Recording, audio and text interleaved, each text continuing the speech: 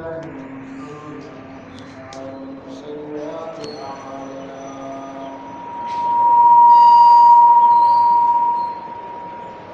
من يهده الله فلا مضل له ومن يضلل فلا هادي له ونشهد أن لا إله إلا الله وحده لا شريك له ونشهد أن سيدنا ومولانا محمدا عبده ورسوله أرسله إلى الناس كافة بشيرا ونذيرا وداعيا إلى الله بإذنه وسراجا منيرا أما بعد فأعوذ بالله من الشيطان الرجيم بسم الله الرحمن الرحيم مثلهم كمثل الذي استوقد نارا فلما أضاءت ما حوله ذهب الله بنورهم وتركهم في ظلمات لا يبصرون صم بكم عمي فهم لا يرجعون أو كصيب من السماء فيه ظلمات ورعد وبرق يجعلون أصابعهم في آذانهم من الصواعق حذر الموت الله محيط بالكافرين يكاد البرق يخطف أبصارهم كلما أضاء لهم مشوا فيه وإذا أظلم عليهم قاموا ولو شاء الله لذهب بسمعهم وأبصارهم إن الله على كل شيء قدير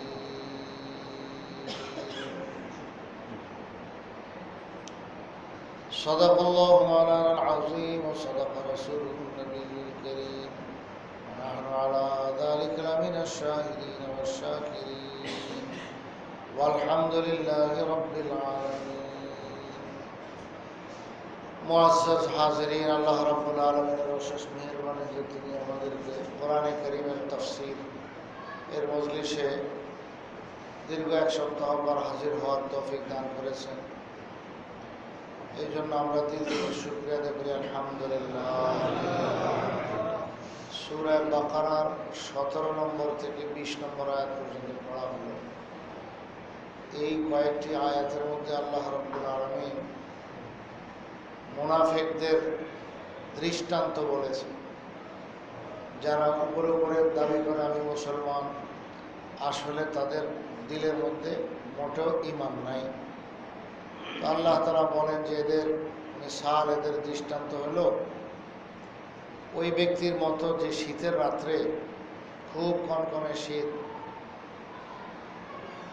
ঠান্ডাও লাগতেছে, আবার রাস্তা সে দেখার জন্য, রাস্তায় চলার জন্য আলো দরকার, আলো নেই।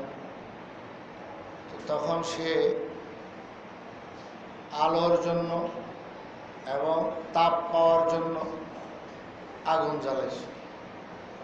গ্রাম দেশে দেখছেন কতগুলো খড়কুটার নাড়া খের, চিরেন্ডি নাড়া খের, ধান গাছ, ধান গাছের কি বলে ভাই গ্রাম দেশে? খের বলে, তারপরে নাড়া বলে। খড়কুটার কতগুলো দিয়ে পেশায় পেশা তো একটা লাঠির মতো বানাইলো মোটা, তো ওটার মাথার মধ্যে আগুন লাগায় পরে অনেক দূর পর্যন্ত এটা দিয়ে মানুষ চলতে পারে। কি ভাই গ্রামে কেউ কি জান্না করার সময় দেখছেন না এগুলো? এগুলো গ্রামে খুব আছে, আমরা ছোটবেলায় এরকম দেখেছি। মানুষ বাজার থেকে রওনা দিছে, আগের জমানায় তো বাজার অনেক দূরে দূরে থাকে, সপ্তাহে 1 দিন বা 2 দিন মানুষ বাজার করত। এখন বাজারটা হয়তো অনেক দূরে, তো এই দূরে যাওয়ার সময় ওই সময় তো চলে যাইতো, আসার সময় দেখা যায় বাজারের কাজে অনেক দেরি হয়ে গেছে। তো পরে বিলের মাঝখান দিয়ে অনেক সময় আছে রাস্তা, অন্ধকার, কেমনে যাবে, পকেটে আছে ম্যাচ ছিলেন তো ম্যাচ আরো আর যে বিলের মাঝখান দিয়ে চলতেছে, নাড়ার কোনো অভাব নেই।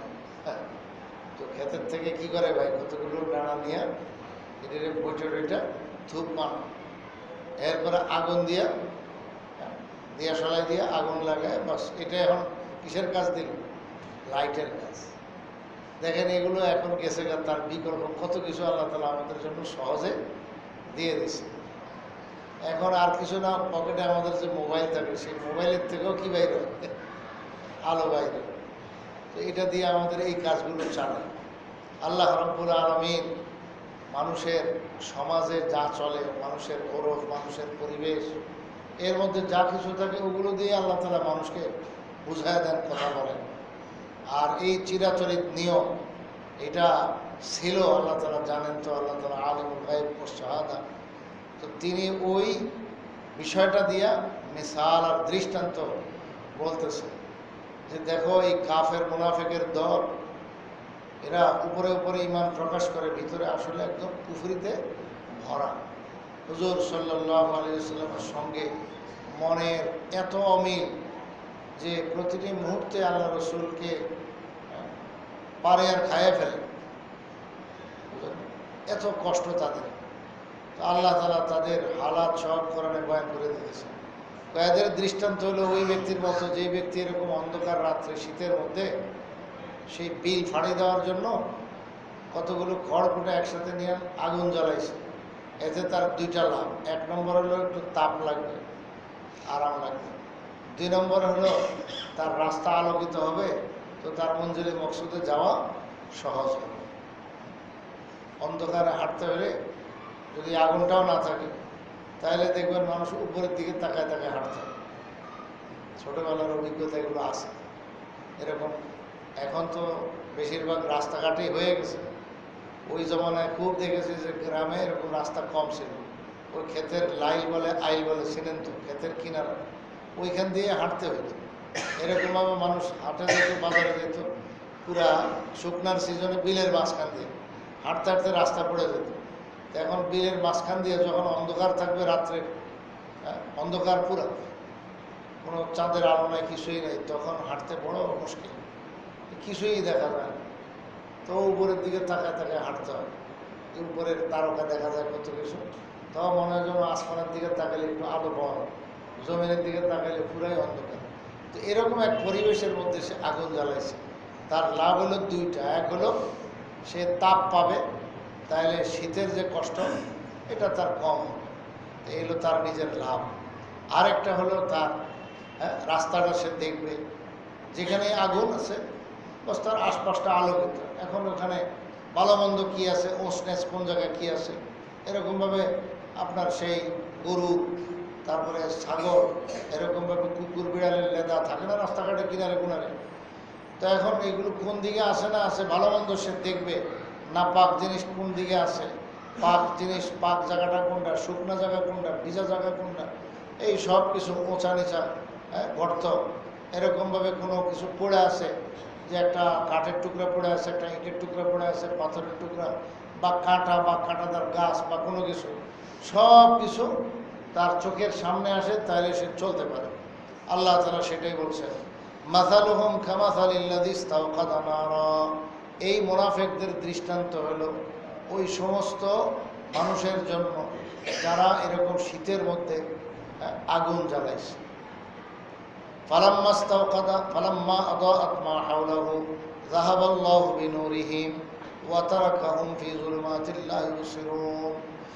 এখন আগুন জ্বালানোর পর আশপাশটা আলোকিত হয়ে গেছে।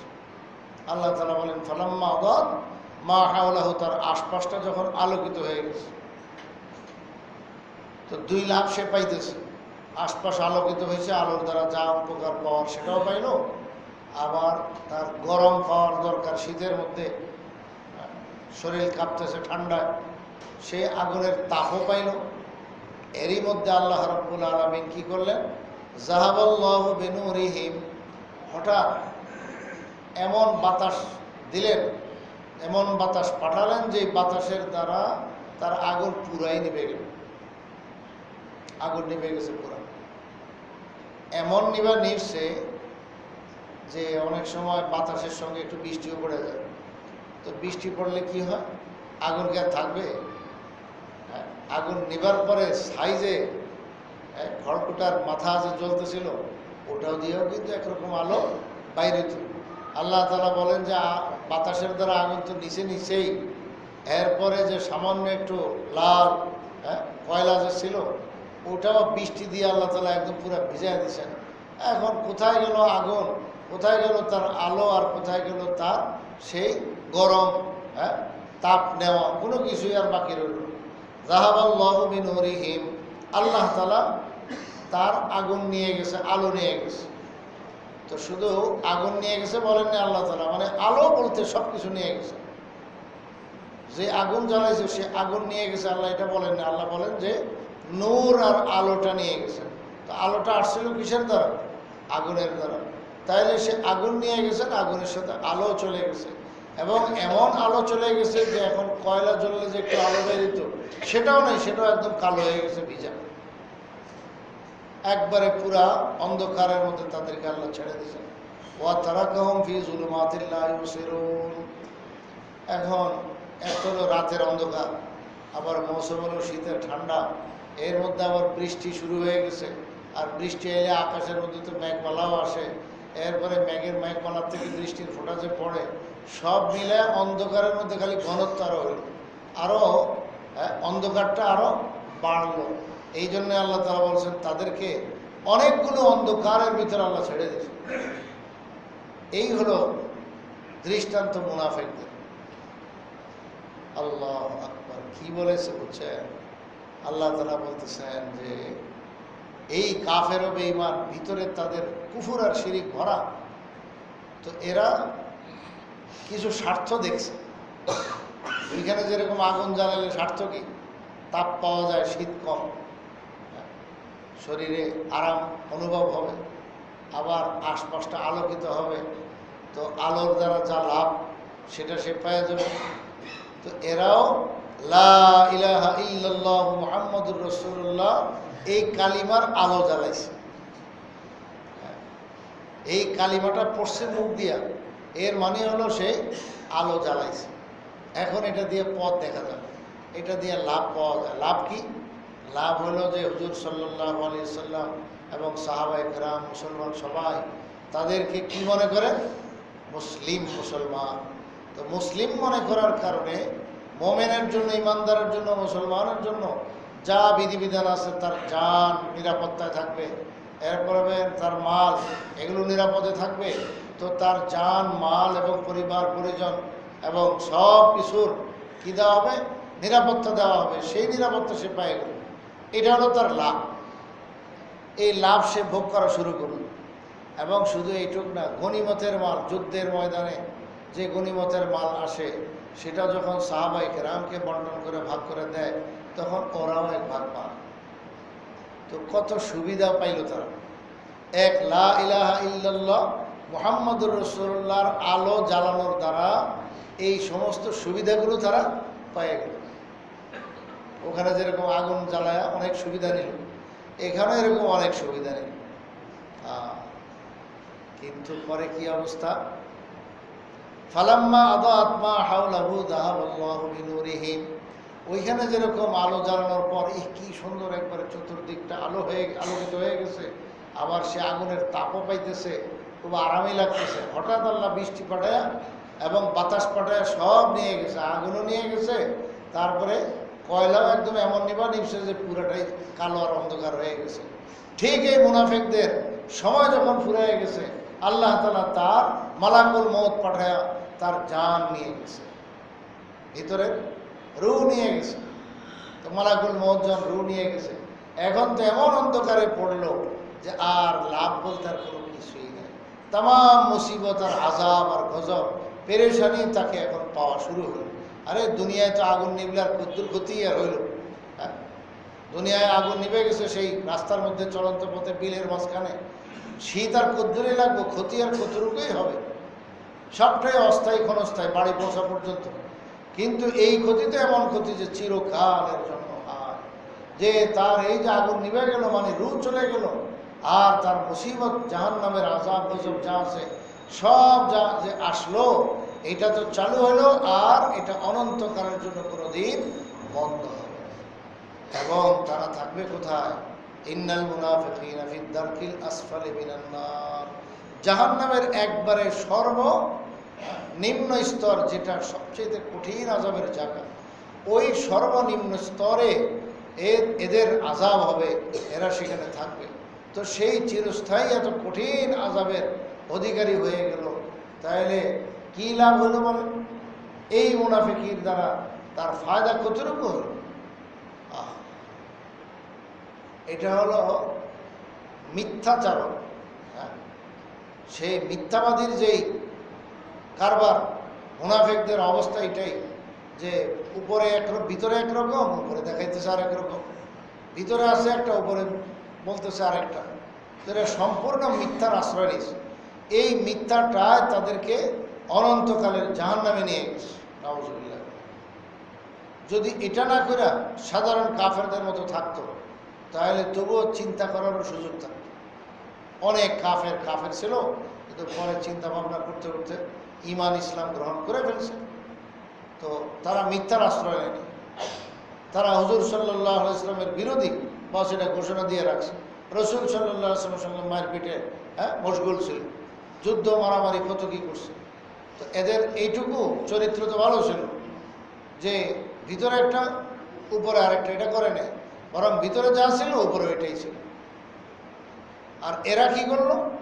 ভিতরের বাইরে দুই রকম বানায় নিছে। দুই রকম বানানি এই মুসিবত আসে, যে এখন যেই কালিমার দ্বারা যে লাভ তারা পাইতেছিল, ভোগ করতেছিল, সবটাই এক মুহূর্তে খতম। মালাকুল মউত যখন ধরল, বা সব খতম, এবং অনন্তকালের আযাবের মধ্যে গ্রেফতার হয়। আল্লাহ তাআলা বলেন যে সুম্মুন বুকমুন উমিয়ুন ফাহুম লা ইয়ারজিউন, এরা সব হলো বয়রা, এরা এই ভিতরে কুফরি রাখসার উপরে ঈমান প্রকাশ করছে, এমন এক মুসিবতের মধ্যে পড়ে গেছে যে এখন চোখ থেকেও নাই, কান থেকেও নাই, চোখ দিয়ে চোখের দেখা দেখে না, মানে হক জিনিস দেখে না, হ্যাঁ, তারপরে কান দিয়ে হক কথা শোনে না, এবং তারা হলো বোবা, মুখ দিয়া তারা হক কথা, সহি কথা, সঠিক কথা আর বলার তৌফিক হয় না, ওই মিথ্যাই বলে যেতেছে। তো বোবা, তো এক তো বয়রা, তারপরে বোবা, এরপরে চোখ, হ্যাঁ, এর আলো আর পাওয়ার যেন নাই, হক জিনিস দেখে না যেহেতু, এই জন্য অন্ধ। তাহলে বধিরও হইল এরকমভাবে, বোবাও হইল এরকমভাবে, অন্ধও হইল, একবারে তিনটা জিনিস তাদেরকে পেয়ে গেল। আসলে কি তারা বধির? কানে কি শোনে না? আসলে কি তারা চোখ দিয়ে দেখে না? মুখ দিয়ে কি কথা বলতে পারে না? সবই পারে, কিন্তু ওই যে আল্লাহ তাআলা বলেছেন যে উলাইকা কাল আনআম, কাফেরদের ব্যাপারে আল্লাহ তাআলা বলেছেন যে এরা হলো কার মতো? চতুষ্পদ জন্তুর মতো। যে লাহুম আযানুন লা ইয়াসমাউনা বিহা ওয়া লাহুম আ'য়ুনুন লা ইউসিরুনা বিহা, যে তাদের চোখ আছে, চোখ দিয়ে তারা দেখে না, কান আছে, কান দিয়ে শোনে না। তার মানে হলো যেই শোনার দ্বারা উপকার হইতো সেই শুনুন তারা শোনে না, যেই দেখার দ্বারা উপকার হইতো সেই দেখা তারা চোখ দিয়ে দেখে না। এরকমভাবে তাদের আকল, বুদ্ধি, জ্ঞান আল্লাহ তারা দিয়ে রাখছেন, ওটা দিয়ে তারা বুঝে না, সেই বুঝকে কাজে লাগায় নেয়। তাইলে আল্লাহ তাআলা বলেন এরা চতুষ্পদ জন্তু। তো চতুষ্পদ জন্তুর তো এইটুকু বুঝ আছে, সে ভালো মন্দ বুঝে, কোনোখানে গর্ত দেখলে সে ওখানে পাড়া দেয় না। হাউজে আপনি নামাইতে চাইবেন কোনো একটা গরু, ছাগল, প্রাণী, যে কোনোটাকে, সে ওখানে নামতে চাইবে না। সে বুঝে যেখানে আমি পাড়া দিলে আমি ডেবে যাব, নিচে ডুবে যাব, এবং আমার কষ্ট হবে, আমি জানে মরে যাব। দেখেন, তারও মরণের চিন্তা আছে। এবং সেই গর্তের মধ্যে পাড়া দিলে তার পাও ঢুকে যাবে, হাঁটু ভাঙবে, পাও ভাঙবে, ব্যথা পাবে, কষ্ট হবে, হাড্ডি পর্যন্ত ভেঙে যাবে। এটা গরু এবং ছাগল এবং সমস্ত প্রাণী এটা বুঝে, এমনকি কুকুর, বিড়াল, এগুলো তো বুঝে। কুকুর, বিড়ালও কোনোদিন এরকম গর্তের মধ্যে পাড়া দেয় না। গর্ত দেখলে, ড্রেন দেখলে সেই পাশ থেকে ওপাশ লাফ দেয়। কেন লাফ দিল সে? সে চোখ দিয়ে দেখতেছে, এবং তাকে আল্লাহ যে বুঝ দিয়েছে ওই বুঝ তার আছে। আল্লাহ, তো এই বুঝটাকে সে কাজে লাগাইতেছে।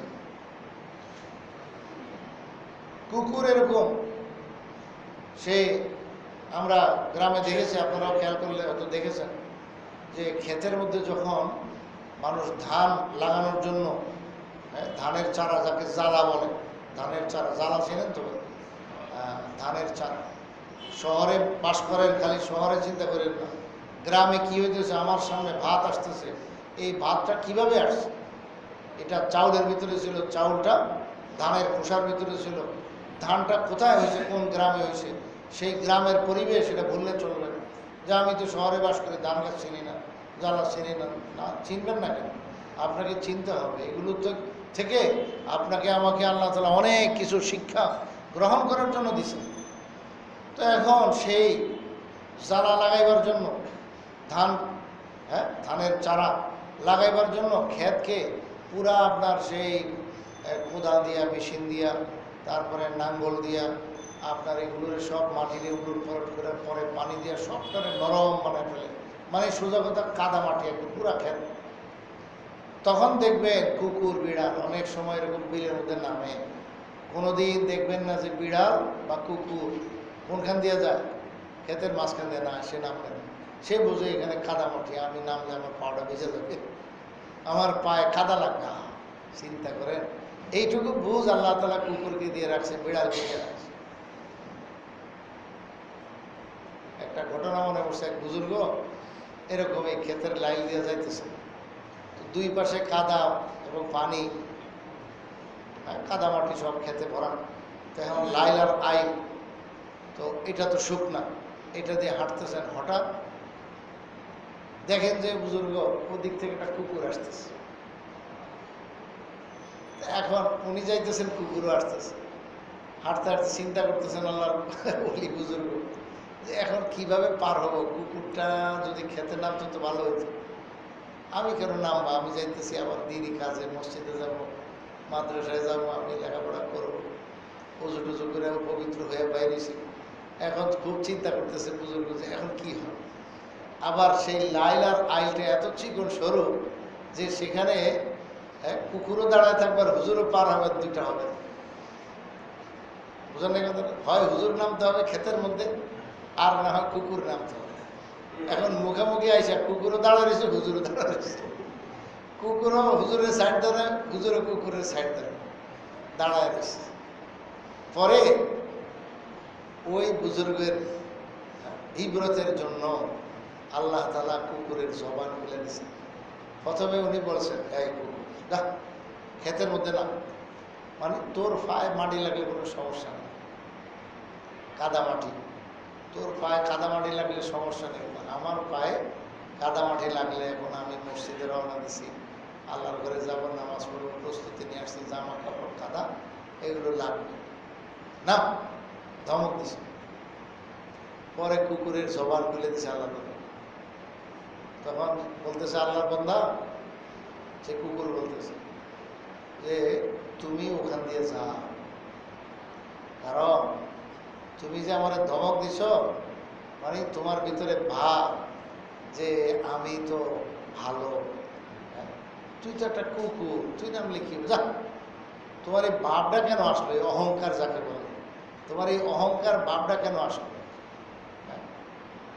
যে তোমার পায়ে যদি কাদামাটি ইত্যাদি লাগে, এটা ধুয়ে ফেললে কোনো সমস্যা নেই, ভিতরে তোমার অন্তরে যে কলবে যে অহংকার ঢুকছে, এটাই তোমাকে, এটা ধুইলেও কোনোদিন যাবে না, এটাই তোমাকে জাহান্নামে নিয়ে যাবে, কাজে তুমিই নেমে যাও। আল্লাহ আকবার। ওই বুজুর্গের এত শিক্ষা হলো জিকিরি, আল্লাহ তাআলা ওনার ইবরতের জন্য, শিক্ষার জন্য, নসিহতের জন্য কুকুরের জবান খুলে দিয়েছে। আল্লাহ,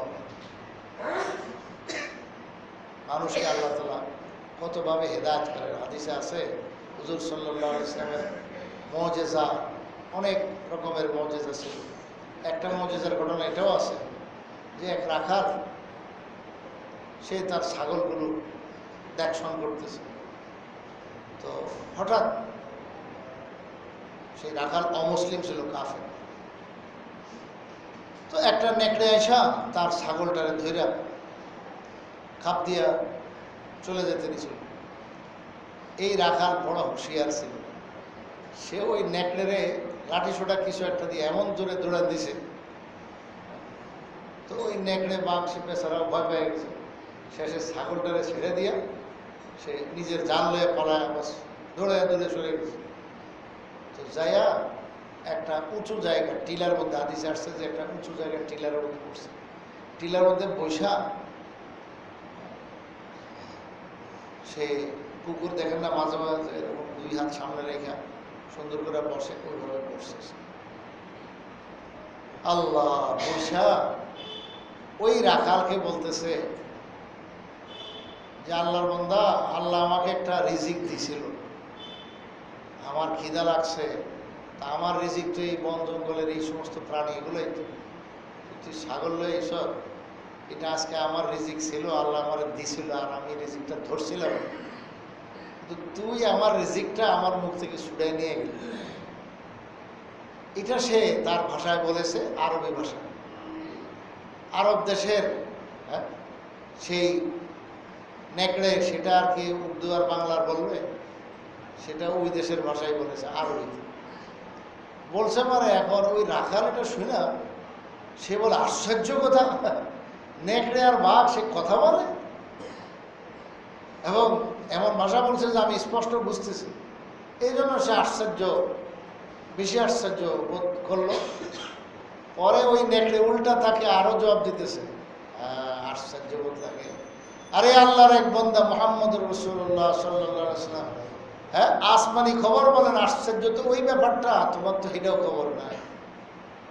মুহাম্মদ সাল্লাল্লাহু আলাইহি ওয়াসাল্লাম গায়বী খবর শোনাইতেছেন দিন রাত 24 ঘন্টা, আসমানি খবর শোনাইতেছেন, তো এগুলো হলো আশ্চর্যের বিষয়। আমি কথা বলা এটা কোনো আশ্চর্যের বিষয় না। যাও তুমি তার কাছে। এই লোকই রাখাল, যদিও কাফের বেঈমান ছিল, এখন তো তার ভিতরে এমন এক হেদায়েতের আলো জ্বলে উঠছে।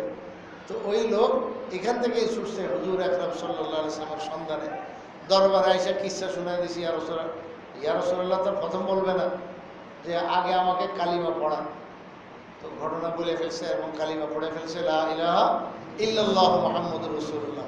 এরপরে বললেন ইয়া রাসূলুল্লাহ, এখন তো বাস এক মুহূর্তের ঈমান বহুত উপরে চলে গেছে।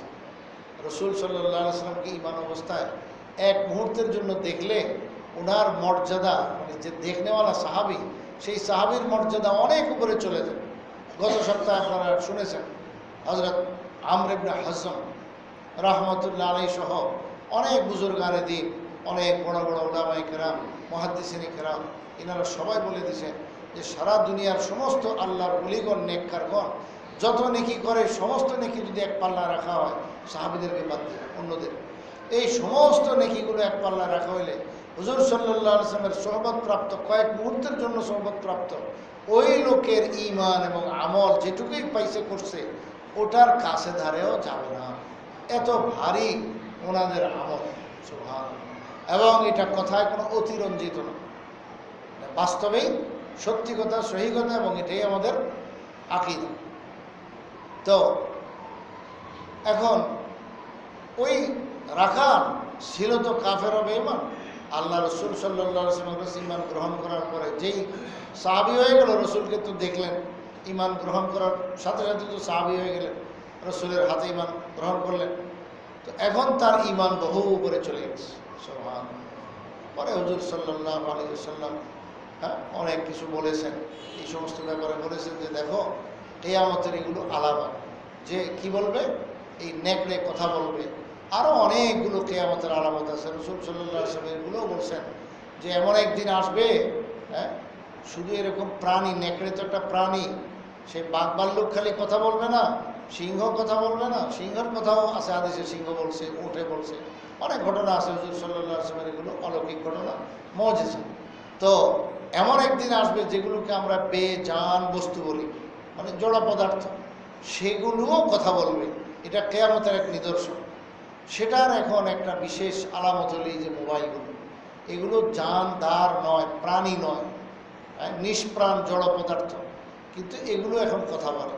মানে কথা বলনেওয়ালা বলে, কিন্তু এটার ভিতরের থেকে আমার কানে আওয়াজ আসতেছে, সেই আওয়াজ এমন আওয়াজ যে একবারে তার অরিজিনাল সেই গলার সাউন্ড, যে কে কথা বলতেছে নাম বলা লাগে না, পরিচিত মানুষ কথা বললেই আমরা চিনে ফেলি যে অমুক কথা বলতেছে।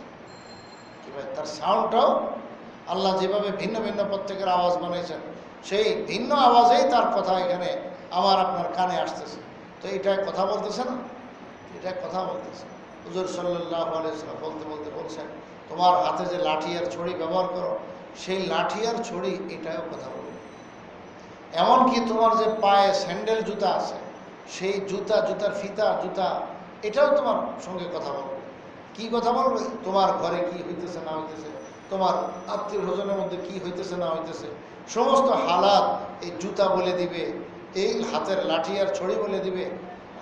তো এমন একদিন আসতেছে, এগুলো কিয়ামতের পূর্ব লক্ষণ। আল্লাহ তাআলা আমাদেরকে কত সুযোগ সুবিধা দিয়েছেন। এখন এগুলোর দ্বারা অনেক সুবিধা হয়েছে, যেটা আমার আজকে আপনার দূরে যায় করতে হইতো, সেটা মুহূর্তের মধ্যে করা যায়। একটা চিঠি দিলে এখান থেকে সৌদি আরব 1 সপ্তাহের নিচে পাওয়াই যায়। 3 দিনে যদি কখনো পাইতো, কি ভাই মনে আছে কিনা আপনাদের, যখন চিঠিপত্রের লেনদেন আর আদান প্রদান খুব ছিল, 3 দিনেও আমরা এরকম চিঠি পাইছিলাম, আমার মনে আছে। তো আমরা বড় অবাক হয়ে যেতাম, তারিখ তো সিলমোহর দেওয়া আছে সৌদি আরবের, তো 3 দিনে আসছে, তার মানে এটা বিমানে ডাকে একদম যথাসময়ে পাইছে এবং খুব দ্রুত এসে গেছে। তো 3 দিনে আসলেও আমরা মনে করি বাহ, আশ্চর্য বোধ করি।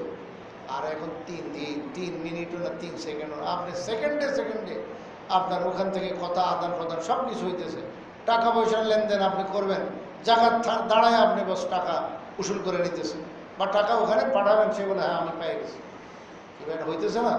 এগুলো তো আল্লাহ তাআলা মানুষের এই বিজ্ঞানের উন্নতি, প্রযুক্তি, কত কিছু যন্ত্রপাতি মানুষের সুবিধার জন্য আল্লাহ তাআলা দিয়েছেন। কিন্তু মনে রাখতে হবে, এগুলো সব হলো কিয়ামতের লক্ষণ। যেগুলো কিয়ামতের আগে হবে, আরও কত কিছু হবে। আল্লাহ এক কথাই বলে দিয়েছেন, ওয়াখলুকু মা লা তা'লামুন। আল্লাহ তাআলা তোমাদের জন্য গাধা বানাইছেন, ঘোড়া বানাইছেন, এরকমভাবে নৌকা বানাইছেন ইয়ের জন্য, নদীপথে চলার জন্য। আজকাল তার বিকল্প জাহাজ, এরকম বহু কিছু আল্লাহ তাআলা বানাইছেন।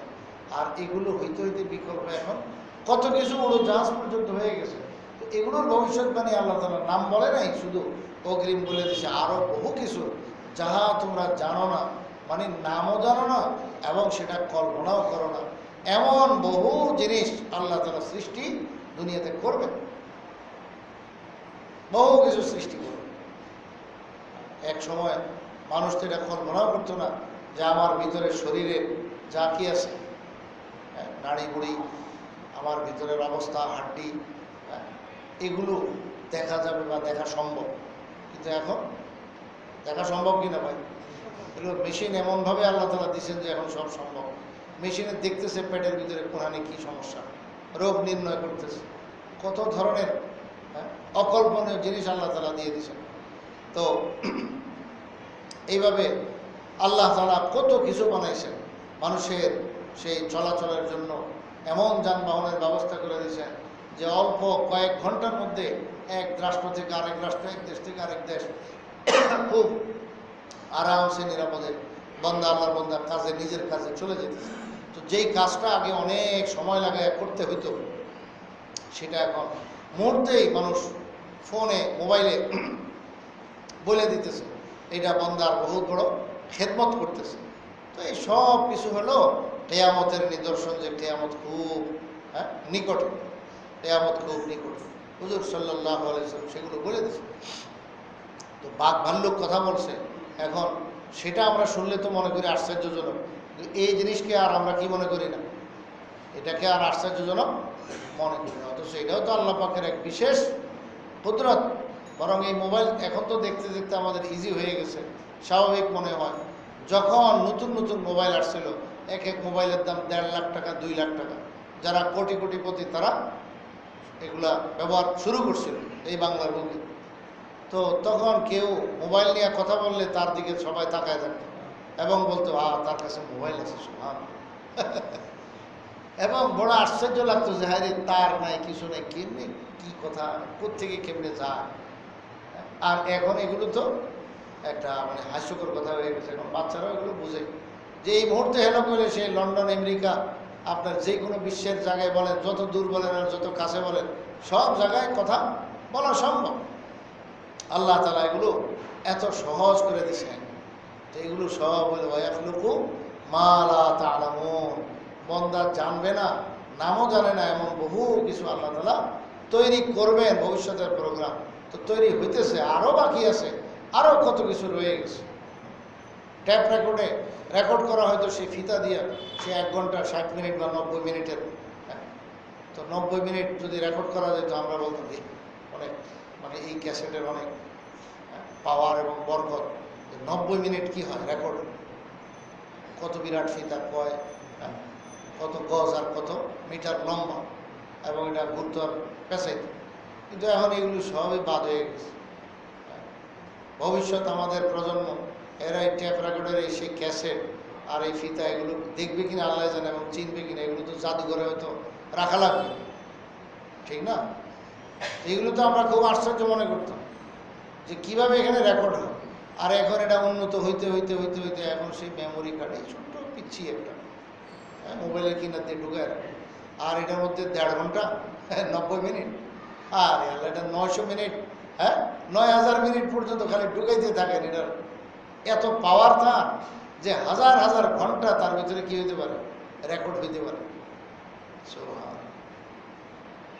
হ্যাঁ, যেগুলো সব আল্লাহ পাকের কুদরত। যখন এইগুলো মেমোরি বাইরে ছিল নতুন, তা আমরা বড় অবাক হয়ে তাকাইতাম, কই কি এইটুকু জিনিস, এর ভিতরে ঘন্টাকে ঘন্টা বয়ান আর বক্তৃতার কথা রেকর্ড করা যায়, বলে কি?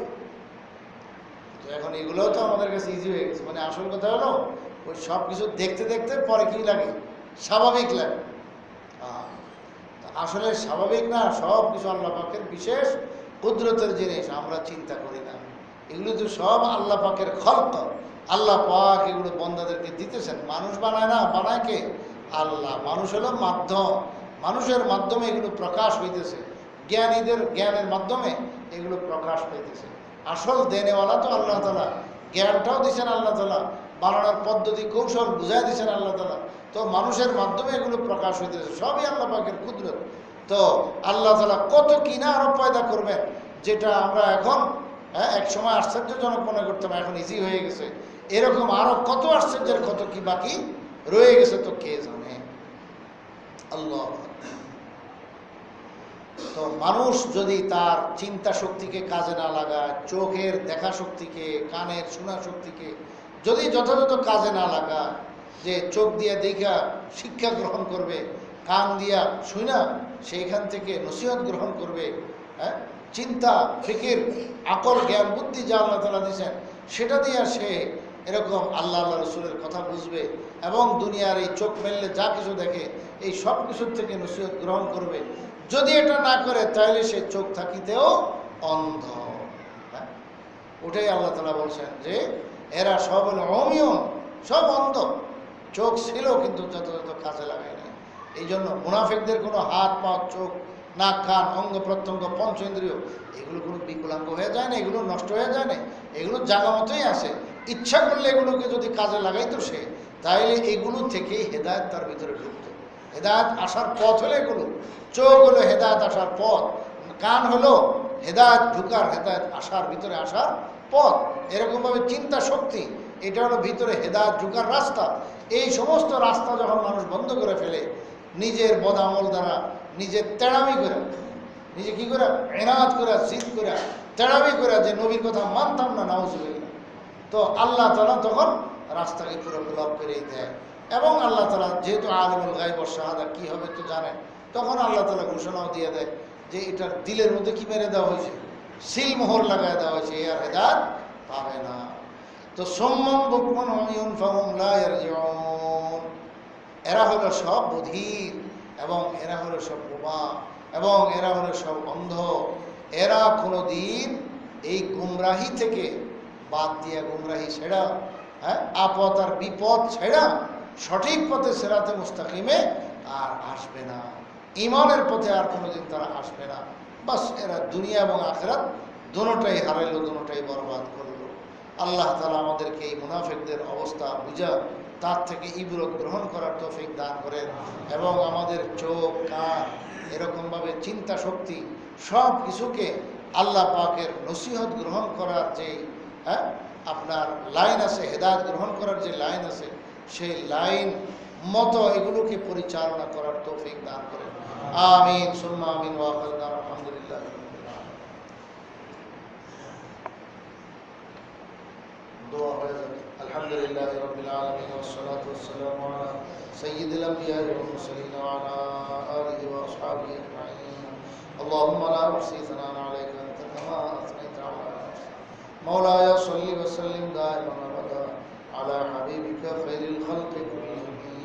هو الحبيب الذي ترجى شفاعته لكل هول من الأهوال مقتحم. ربنا ظلمنا أنفسنا وإن لم تغفر لنا وترحمنا لنكونن من الخاسرين. يا الله يا أرحم الراحمين يا الله আমাদের জীবনের সমস্ত গুনাহ আপনি মাফ করুন। আল্লাহ আপনি আমাদের যার যে পেরেশানি আছে দূর ফরমান। যারা অসুস্থ আছেন তাদেরকে শিফা কামিল আতা করুন। আল্লাহ যার যে পেরেশানি আছে আপনি জানেন সকলের পেরেশানি দূর ফরমান। আল্লাহ আমাদেরকে জাহিরি বাতিনি বরকতের দ্বারা আল্লাহ আমাদেরকে বরকতময় আমাদের জিন্দেগিকে বরকতময় বানাইন। আল্লাহ বরকতে জিন্দেগি নসিব ফরমান, হালাল রিজিক নসিব ফরমান। আমাদের সুস্থতা দান করেন, আমাদের সেহত আফিয়ত সুস্থতা দ্বারা আপনাকে রাজি খুশি করার তৌফিক দান করেন, আপনার বন্দিগি করার তৌফিক দান করেন। আমাদেরকে সিরাতে মুস্তাকিমের উপরে অটল অবিচল মজবুত থাকার তৌফিক দান করেন। সিরাতে মুস্তাকিমের উপরে মওত পরিচালিত ফরমান। আল্লাহ আপনি আমাদেরকে গুনাহ থেকে মুক্ত ফরমান। আল্লাহ জাহান্নামের আযাব থেকে হেফাজত ফরমান। আল্লাহ तमाम সব রকমের বদ আখলাকি থেকে বদ চরিত্র থেকে হেফাজত ফরমান। আল্লাহ আপনি আমাদের জানে মালে খুব বরকত নসিব ফরমান। ওয়া সাল্লাল্লাহু আলা নবিয়িল কারীম ওয়া আলা আলিহি ওয়া সাহবিহি আমিন বিরহমাতিকা ইয়া রাব্বাল আলামিন। একটা প্রশ্ন গত সপ্তাহের আগের সপ্তাহে বলছিলেন যে একজন পুরুষ মানুষ কতটুকু রূপা ব্যবহার করতে পারে।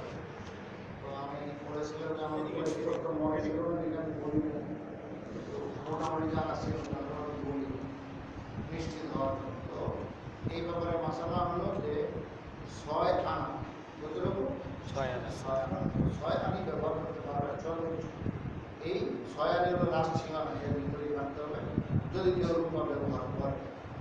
এটা হলো পিছনের একটা কথা। এখানে ভাই লিখেছেন ওয়ালাইকুম আসসালাম হুজুর, হাফ হাতা গেঞ্জি বা শার্ট পরে নামাজ পড়া যাবে? এগুলো হলো কি সুন্দর কাপড়, সুন্দর শালীন ভদ্র যে কাপড় চোপড়, সেটা আল্লাহ তাআলা অবলম্বন করতে বলছেন নামাজের সময়।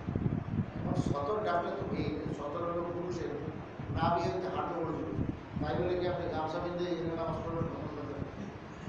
আপনাদের ইমাম সাহেব যদি গামছা বিন্দে নামাজ পড়ে আপনার পড়বেন? এটা নয়, সতর ঢাকা আছে। আসলে আল্লাহ তাআলা খালি সতর ডাকতে বলেন, বলছেন খুযু যিনাতাকুম ইনদা কুল্লি মাসজিদ। নামাজের সময় তোমরা সুন্দর কাপড়, ভালো থেকে ভালো, শালীন থেকে শালীন, ভদ্র থেকে ভদ্র, রুচিশীল কাপড় পরিধান। এটাই হলো মৌলিক কথা। এর ভিতরে সব আছে। আল্লাহ তাআলা আমাদের আল্লাহ মহলের না বর্ষায় যে সমস্ত পশু এবং বিবাহ অনুষ্ঠানে যারা মুরগি, হাসি জলে থাকে, খেয়াল করে দেখা গেছে তারা মুখে সিগারেট এবং পাশের জনের সাথে কথা বলতেছে আর জলে করতেছে, বিসমিল্লাহ বলছে না। এটা আপনি বলবেন কি? আপনি এটা বলছেন। আমি নিজে দেখছি নার্সিং গেটে বিবাহের অনুষ্ঠান মনে হয় আর কি, বিশাল বড় আয়োজন। তো কত শত মুরগি কে যাবে, মুরগি আমার সামনে ঘটনা করছে যে কথা বলতেছে, হাসতেছে, আমি দিকে খালি বসে কাটতে আছে। আমি দিকে থেমে গেলাম, ভাই আপনার কি করতেছে? বিসমিল্লাহ করে বল, এটা গুরুত্ব দিল। আমি কিন্তু জানি না আপনার এই যে মুরগি সবাই করতেছেন, কত আমার বন্ধারা খাবে, মুসলমানদের কিন্তু খাওয়া পারে। তা আপনি যে আপনি মুসলমান না, ধরলাম কি জল আবার পাবে, সে তার কথাই বলতেছে। এখন কয়জনের কাটা ভাড়া দেবে, বড় মুসিবত। এখানে একদম স্পষ্ট ভাষা না, এই গল্প করুন, যাই করে মেডিকেল সিগারেট যেটা সেটা করুন, বিসমিল্লাহ নম্বর যদি না বলে তাহলে এটা হালাল হবে না। একদম পরিষ্কার মৃত মুরগির যে হুকুম সেটাই, মৃত ছাগল, মৃত গরু, মরা গরুর যে হুকুম সেই হুকুম, মানে এটা খাওয়ার উপযুক্ত না। এটা হলো ভাষা। এখন এই বিষয়ে এত শিথিলতা, আমরা যারা বিবাহ শাদীর অনুষ্ঠান বা যে কোনো একটা প্রোগ্রাম, বড় প্রোগ্রামে মুরগি বা খাসি তো সাধারণত মুরগির তুলনায় একটু কমই হয়, মুরগিটা বেশি হয়। তো এটার মধ্যে জবাই করানোর মধ্যে জবাই করানো একটু বিরক্ত বোধ করে। তো হ্যাঁ বিসমিল্লাহ করবো না, বা কেউ কি জানে মনে করে কিনা যে একবার তো কইছি, যখন ওই লোক আমার জব দিয়েছিল কইছি, আরেক কইছেন মানে আগেরটা তো চলবে না, এটা তো আরেকটা মুরগি আছে, এখানে আরেকটা জবাই করার সময় আরেকবার বিসমিল্লাহ বলতে হবে। যতটা মুরগি অতবারই আপনার বলতে হবে। আপনি যদি 500 মুরগি জবাই করেন, কি 500 বার বলতে হবে না? 500 বার বিসমিল্লাহ বলতে হবে। আপনি একটা তো যদি না বলেন তো ওই একটা হারাম, এটা খাওয়া যায় না। এখন এগুলো এমন এক বাড়া, দিনদারি আমানতদারি সবই কমে গেছে। এই জন্য যারা এই জন্য অনুষ্ঠান করেন, আপনার বড় জিম্মাদারি হলো নিজের পারেন বা আপনার নিজস্ব লোক দিয়ে যে বিসমিল্লাহ বলে কিনে এগুলো নিগরানি করেন, ও জরুরি। এটা হালাল হারামের মশলা, এই হলো একটা কথা। 2 নম্বর, পাশের জন যে মুরগি ধরতেছে, হে আল্লাহ বলে খাবেন। অনেক সময় যে ছুরি যার হাতে, হে কয় না, পাশের জন যে হ্যাঁ কথা বলতেছে, ও বলতেছে কি আল্লাহ। এগুলো বাজারে আমরা মুরগি কিনতে গেলে দেখা যায় ঘটনা, তো দাঁড়ায় থাকে এবং সাবধান, ভাই আপনি আমার মুরগিটারে ঠিক মতো জবাই করে। তা আমার মাসলা তো সবাই জানেন, আবার বলে দিতে হয়, এই যার হাতে ছুরি সে বিসমিল্লাহ করবো। পাশের জন বললেই কি না বলি, ওটা বলার না বলার করে কিছু আসে যায় না।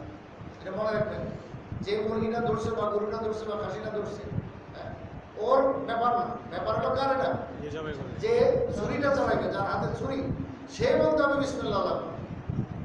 তো এটা বড় জটিল মশলা, এগুলো হালাল হারামের স্পষ্ট মশলা। জবাই বিসমিল্লাহ না বললে হারাম হয়ে গেল। এখন আপনার যত দামি খাসি হোক, যত দামি গরু হোক, যাই হোক, সবই হারাম হয়ে গেলে আপনি কি করবেন? বাস আল্লাহ আমাদের।